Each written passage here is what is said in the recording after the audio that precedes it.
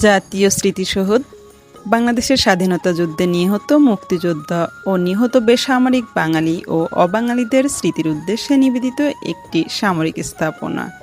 এটি ঢাকার সাভারে অবস্থিত। স্মৃতিসৌধে 7টি স্তম্ভ রয়েছে, যা বাংলাদেশের মুক্তি সংগ্রামের প্রধান 7টি আন্দোলনের নিদর্শন বহন করে। আসসালামু আলাইকুম গাইস, কেমন আছেন? আমি আলহামদুলিল্লাহ ভালো আছি। কেবিজি ব্লগের পক্ষ থেকে আপনাদেরকে আবারও স্বাগতম। প্রিয় গাইস, চলে এলাম নতুন আরও একটি ভিডিও নিয়ে। চলে এসেছি ঢাকা সাভারে জাতীয় স্মৃতিসৌধ। আজকে আমরা জানব ঢাকা সাভারের এই জাতীয় স্মৃতিসৌধ সম্পর্কে। তো গাইস, চলুন তাহলে এখানে কি কি আছে, এখানকার জায়গাটা ঠিক কতটা বড়, কতটা সুন্দর, তা আমরা দেখে নেব এই ভিডিওর মাধ্যমে। তো গাইস, এই ভিডিওটা না টেনে সম্পূর্ণ ভিডিওটা দেখার অনুরোধ রইল। 1972 সালে 16 ডিসেম্বর বিজয় দিবসে বাংলাদেশের তৎকালীন রাষ্ট্রপতি শেখ মুজিবুর রহমান ঢাকা শহর থেকে 25 কিলোমিটার দূরে ঢাকা আরিচা মহাসড়কের পাশে নবীনগরে এই স্মৃতিসৌধের শিলান্যাস করেন। 1978 খ্রিস্টাব্দে রাষ্ট্রপতি জিয়াউর রহমান স্মৃতিসৌধটি নির্মাণের উদ্যোগ গ্রহণ করেন এবং নকশা আহ্বান করা হয়। 1978 জুন মাসে প্রাপ্ত 57টি নকশার মাধ্যমে সৈয়দ মইনুল হোসেন প্রণীত নকশাটি গৃহীত হয়। 1979 খ্রিস্টাব্দে মূল স্মৃতিসৌধের নির্মাণ কাজ শুরু হয় এবং 1982 খ্রিস্টাব্দে বিজয় দিবসের অল্প আগেই তা সমাপ্ত হয়।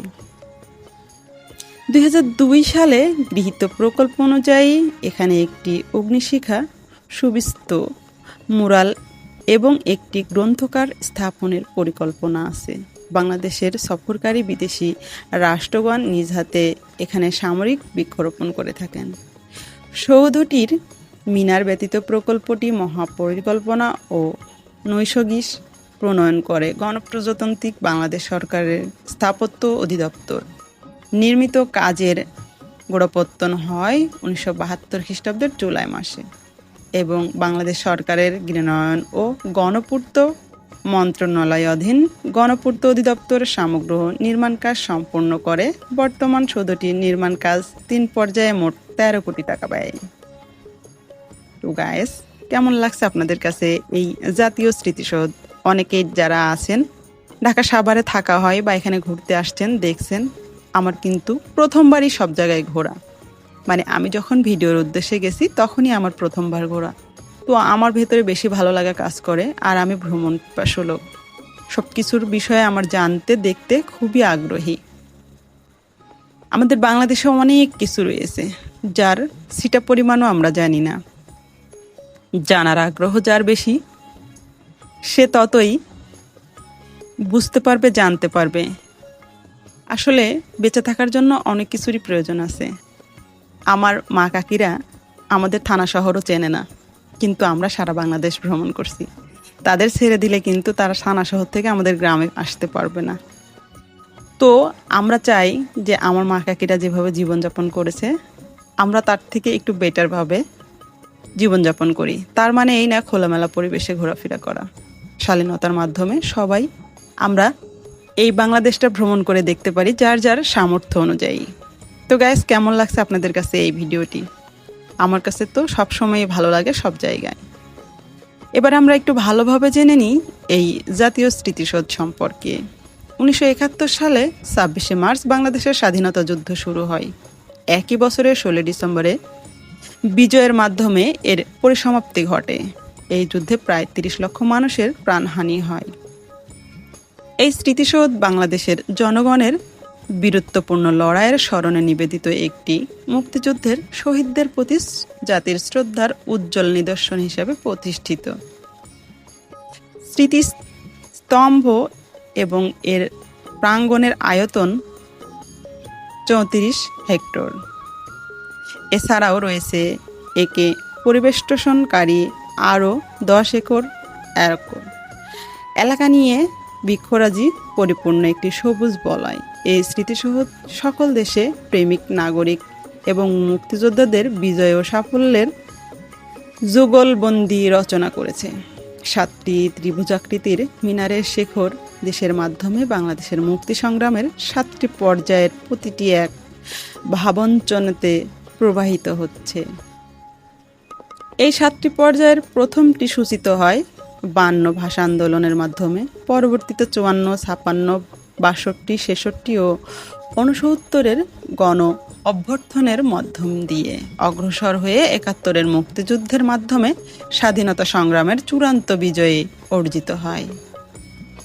মিনারটি 45 মিটার এবং 150 ফুট এবং জাতীয় শহীদ স্মৃতিসৌধ প্রাঙ্গণের গুরুত্বপূর্ণ একটি বিন্দুতে অবস্থিত। মিনার ঘিরে আছে কৃত্রিম হৃদ্র এবং বাগান।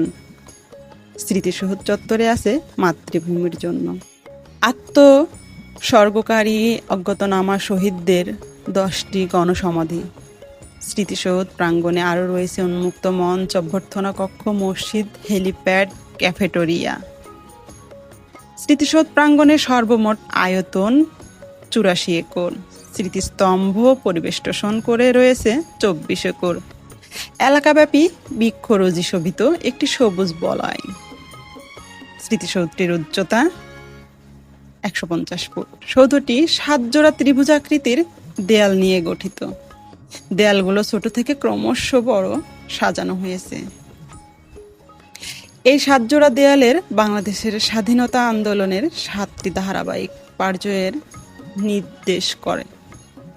1952 ভাষা আন্দোলন, 1954-এ যুক্তফ্রন্ট নির্বাচন, 1956-এর সংবিধান আন্দোলন, 1962-এর শিক্ষা আন্দোলন, 1966-এর 6 দফা আন্দোলন, 1969-এর গণ অভ্যন্তর, 1971-এ মুক্তিযুদ্ধ। এই 7টি ঘটনাকে স্বাধীনতা আন্দোলনের পরিক্রমা হিসাবে বিবেচনা করে সৌধটি নির্মাণ করেছেন। প্রিয় গাইস, আমরা জেনে নিলাম এই স্মৃতিসৌধ সম্পর্কে কিছু গুরুত্বপূর্ণ কথা। এখানে কতটুকু জায়গা আছে, স্তম্ভগুলো ঠিক কতটা উচ্চতা, সব কিছুই জেনে নিলাম আমরা এই ভিডিওর মাধ্যমে। আর আমি অনেকটা ঘুরে ফিরে দেখাচ্ছি, মানে দূর থেকে যতটা ছোট মনে হয়, কাছে গেলে জায়গাটা অনেক অনেক অনেক বড়, অনেক বড়। আর এখানে একটা স্তম্ভর মধ্যে ঢুকলে আপনি পুরোটাই ঘুরতে পারবেন, মানে ঘোরার জন্য বেস্ট একটা জায়গা। আর মানে কি বলবো, শান্তির জায়গা। কেউ যদি মনে করে যে আমি কিছু সময় এখানে পার করব, নিরিবিলি শান্তির জায়গা, তো এই জায়গাটা সেরকম শান্তিনিকেতনের মতো। এর অনেকটা জায়গা আপনার আশেপাশে দিয়ে রয়েছে, গাছপালা, মানে যে যেভাবে সময়টা কাটাতে চাই ঠিক সে সেভাবেই সময়টা কাটাতে পারবে। অনেক অনেক ভালো লাগছে, আমার কাছে জাস্ট অসাধারণ লেগেছে। আসলে এই জিনিসগুলো আমরা কখনো রিয়েলাইজ করে দেখি না, আমাদের সেই দেখার ইচ্ছাও নেই। আমাদের বাংলাদেশে 71-এর যুদ্ধের গল্প যদি আমরা শুনি, আমাদের শরীরে কাটা দেওয়ার কথা, কিন্তু আমরা এক কান দিয়ে শুনি আর এক কান দিয়ে বের করে দিই।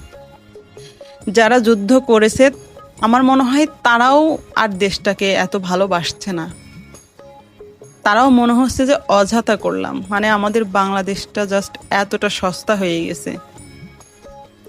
নিজের দেশকে কেউ ভালোবাসে না। আর নিজের দেশকে যদি ভালোবাসতো তাহলে আজকের দিন দেখতে হতো না, আজকের দিনটা আমাদের দেখতে হতো না। প্রত্যেকটা জিনিস অক্ষত অবস্থায় থাকতো, প্রতিটা জায়গার মানুষ পর্যাপ্ত সম্মান পেত, হানাহানি, মারামারি, খুনোখুনি এগুলো কিছুই থাকতো না। তো কি লাভ হলো ভাষা আন্দোলন করে, কি লাভ হলো 71-এর সেই যুদ্ধ করে?